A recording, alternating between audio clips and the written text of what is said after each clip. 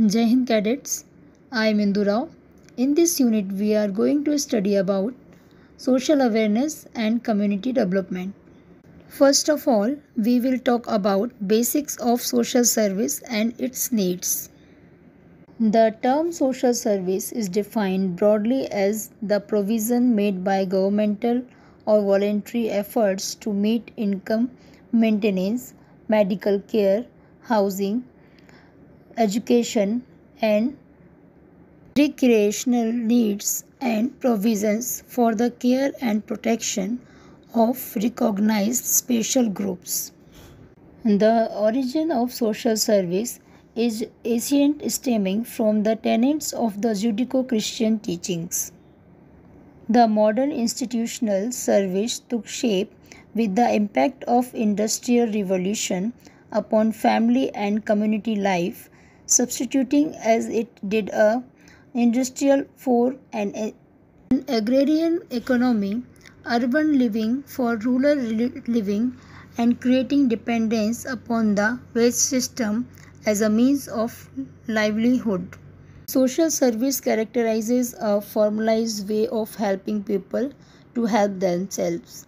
It is based on the recognition of variations in individual capability and variations in the social structure. The objective is to help the individual to utilize his capability for his own welfare and for the community. Now there are generally three accepted methods identified for conduct of social service.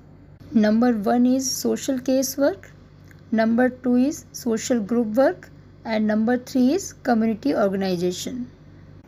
There is no doubt that the interests of the weaker sections need to be protected and their legitimate needs fulfilled so that we can have a just and fair society where the underprivileged are not discriminated against and no section lags behind the other.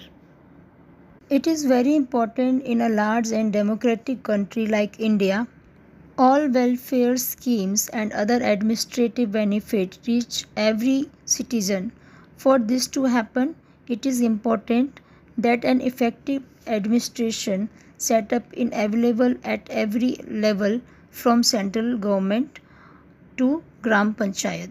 Of course, honest and corrupt-free implementation of projects will decide the success of the system. As the future citizens of India, we need to be aware of the system and responsibilities of each official in the administrative setup so that we can contribute in our own way for the development of our country and society. Our youth are the strength of family, village, locality, and the community. They are also the future of our nation. We must take all necessary steps to mobilize this most idealistic, inspired, and energetic section of our society in the mission of nation building and social welfare.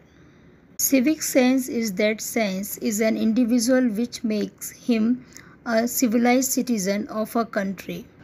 As far as the normal understanding is concerned, it is felt that people from cultural, educated, and belonging to the upper strata are more or less quite civilized and have a huge stock of civic sense.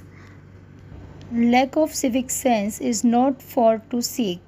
We find it all preventing no matter where we go, in home, in our neighborhood, in the colony, on road, in the office, in the theater, in the restaurant, and anywhere we go.